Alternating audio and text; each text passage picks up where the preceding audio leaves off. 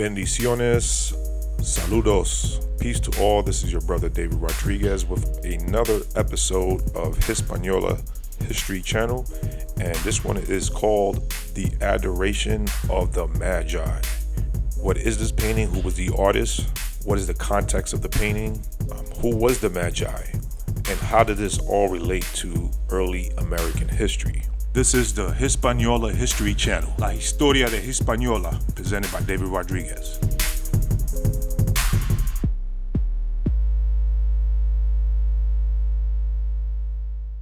So before we start, let's get into some basic understandings of this historical painting, which is a very beautiful piece of artwork done very brilliantly. It's got some information here, the iconography of Christian art, Volume 1. It says here, the Adoration of the Magi, or Adoration of the Kings, is the name traditionally given to the subject and the nativity of Jesus in art, in which the three Magi, represented as kings, especially in the West, having found Jesus by following a star, lay before him gifts of gold, frankincense, and myrrh, and worshiped him. And having been warned in a dream not to return to Herod, they left for their own country by another path. Let's get to know more about the original artist of this painting. Adoration de los Reyes Magos. That Spanish painting is from Spain, actually. Let's get into some information about it. The Adoration of the Magi is a very large oil painting by the Flemish Baroque painter Peter Paul Rubens. He first painted it in 1609 and later gave it a major reworking between 1628 and 1629 during his second trip to Spain. It is now in the Museo del Prado in Madrid. The Museo del Prado, that's where the painting is housed. A little bit more about Peter Rubens in terms of his lineage and his parents, and then more about his style of painting. Sir Peter Paul Rubens, born in 1577, was a Flemish artist and diplomat from the Duchy of Brabant in the southern Netherlands, modern-day Belgium. The Flemish Baroque painting refers to the art produced in southern Netherlands during Spanish control in the 16th and 17th century.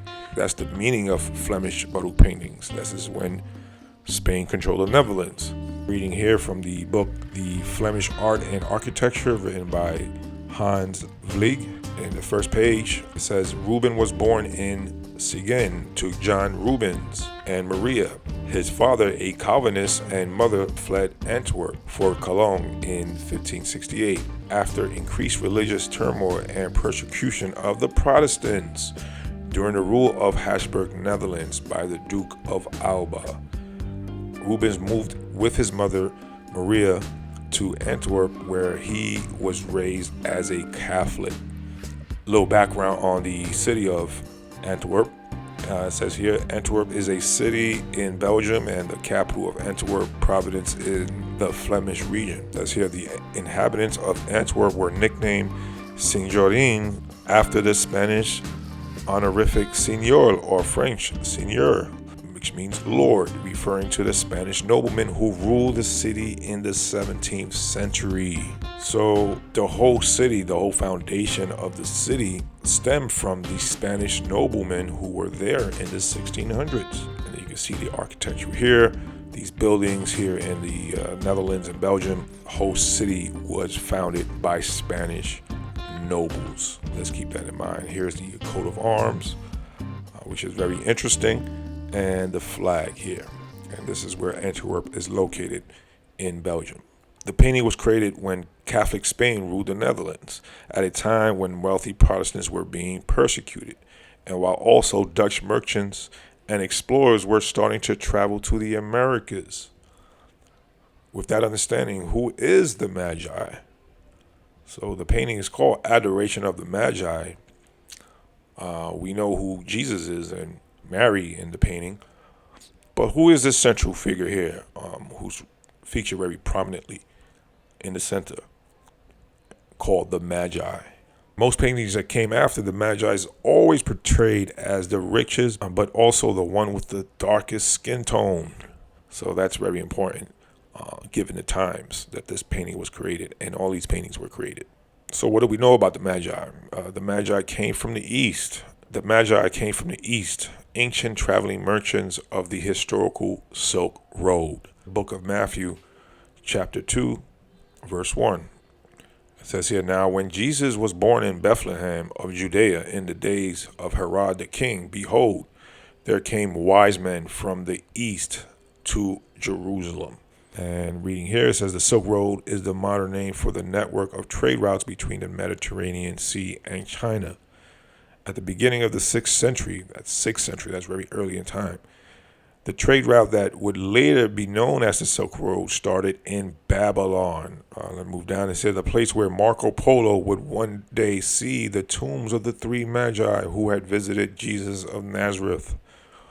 Whatever the historical value of the story of the Magi, it is interesting that Polo places their tombs along the road they must have traveled when they were heading to the west. So the story of the Silk Road and the story of the Magi are intertwined. The Silk Road extended to China and beyond and was the source of many myths and legends to Europe. Remember, Europe and even North Africa was the furthest from this Silk Road trade. So this is when myths and legends were now being talked about and even put onto paintings. But how far east did the Silk Road go? Were the Magi wise men already aware of the Americas? So could the Magi had used this road in ancient times to know of the Americas or even trade with the inhabitants of the Americas? The Magi were known to be wise magicians and astrologers and associated with the Chaldeans. This is very important. Let's go into the Bible. The book of Exodus 7 and 11. The Pharaoh also called the wise men and sorcerers, now the magicians of Egypt. They also did in the like manner with their enchantments. So here's the magicians being associated with those in Egypt and doing enchantments. In the book of Daniel 2 and 2. Then the king commanded to call the magicians and the astrologers and sorcerers and Chaldeans. And it being associated with the Chaldeans, that's interesting in terms of American history, because remember that Columbus' interpreter, Luis de Torres, also spoke Chaldean.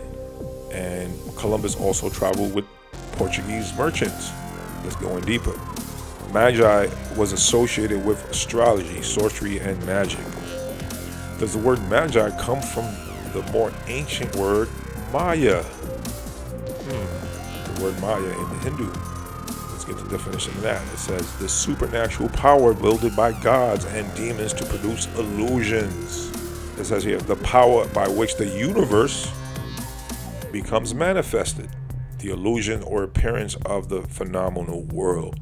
The term Maya looks like in terms of ancient times in India, which was a huge part of the Silk Road, alluding to some kind of astrological sorcery, illusion, mysticism. But the word Maya alludes also to the goddess Maya, a Hindu mother goddess.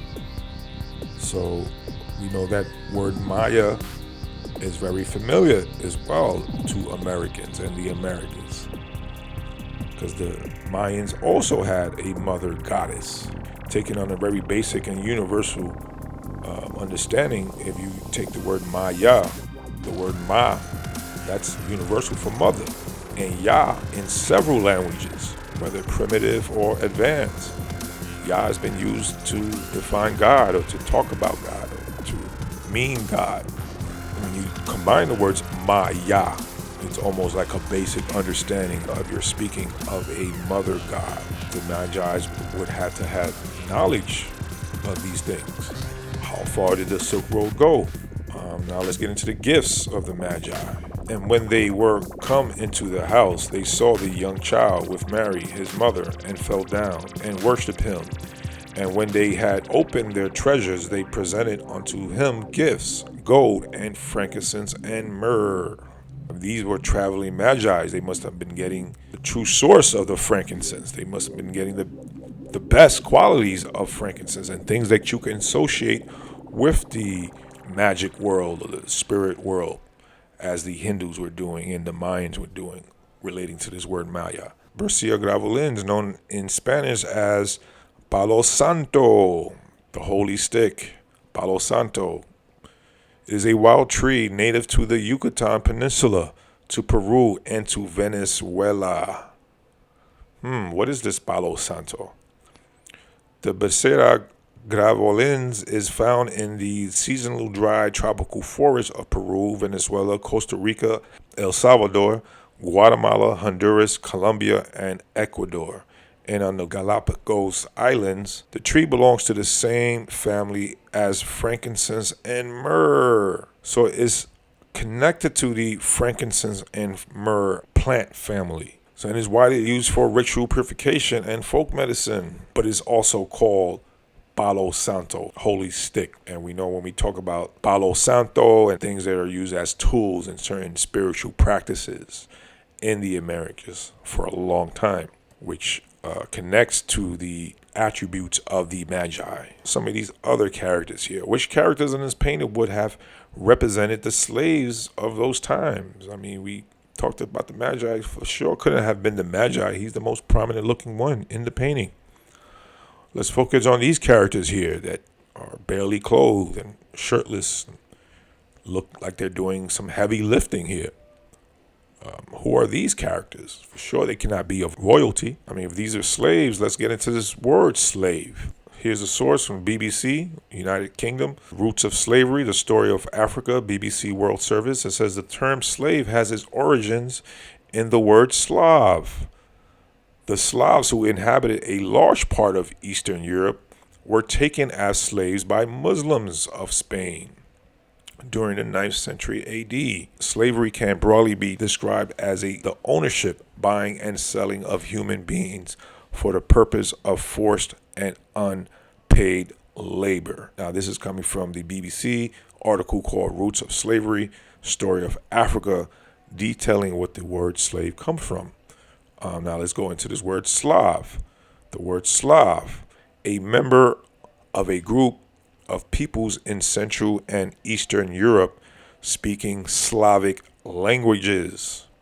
Another term for Slavic. The White Slavery and Barbary States, here written by Charles Sumner, covers this history profoundly, and there's many books on this topic. Furthermore, Slavs and Slaves, coat of arms of Antwerp, is featuring 2 white slaves. The images of slaves in the painting resemble those on the coat of arms. One of the first images of the New World brought back to Europe was a book titled America that featured white slaves. Here's the source, a book called America by John Ogilvy, printed in 1671. And remember, the Adoration of the Magi painting, the one from Spain, was 1609. So from 1609 to 1671, you have these images of these white slaves. But the cover of the book features a queen, a melanated queen, being held up by some white slaves. So both the painting and the book cover is showing you, and also the coat of arms. It's giving you a clear indication of a lower class status of folks here in Europe. So the master of the white slaves appears to be a melanated queen with Indian feathers and is the most prominent looking figure. Same as the Adoration of the Magi, where the Magi looks like the master. The word master may come from the Spanish word teacher, maestro. Spain was a global power during the 1600s when these images were created. This word master might come from the Spanish word maestro. Let's go into the definition of master. It says here, master, origin, Latin, Old English, Old French. Old English, Magi, or magister, or magistrate, later reinforced by Old French, maestri, from Latin, magister, probably related to magis. So the very word master in the English comes from magis. So the magis were the masters, according to their own information here, the etymology of the word master. And as stated, the Spanish word for teacher is maestro. So put this together. This is during the 1600s when the Americas was starting to be formed by some of these European powers. Last point, connecting the adoration of the Magi with the discovery of the Americas. Most adoration paintings were created after European contact with America. This painting here was 1555 from the Netherlands. It's a painting from 1555. But like I said, most of these paintings were being created after 1492. But what came first? This is interesting. One of the first adoration paintings features an Indian from Brazil. Let's look into this painting here. The Adoration of the Magi is titled the same thing, Adoration of the Magi. Remember, Peter Rubens' painting was made in 1609 and was released in 1628. This one here was created in 1501 by the artist Vasco Fernandez. Here I'm in the Web Gallery of Art to get some information about this painting here. The Adoration of the Magi includes a iconography details which confirms the altarpiece was made locally. The black wise king, Balthasar, who is the Magi, is replaced by an Indian from Brazil. An Indian from Brazil. And it says here, the closeness in time of the artistic representation to the discovery of the lands of the true cross, Brazil, gives it an extraordinary historical value. So right when Portugal was entering Brazil, this painting hits the global scene, and where the Adoration of the Magi paintings featured a Magi with Muslim garbs, the earlier ones, this one from 1501, features an Indian from Brazil. So if you've been watching my videos, I've been covering the connection between not only the Portuguese in Brazil, but also Hispaniola and Brazil, and how there was some kind of partnership with some bearded aboriginals from Brazil. And remember, we covered that there was a kingdom of Brazil, and they had a partnership with some Indians in Brazil. So how does this all relate? Stay tuned. We're going to get deeper and deeper into this painting, into the various paintings of the Adoration of the Magi, Adoration de los Reyes Magos. They were made during the time of New World exploration.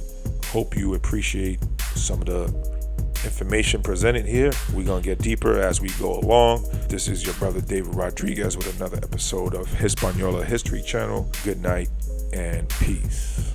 This is the Hispaniola History Channel, La Historia de Hispaniola, presented by David Rodriguez.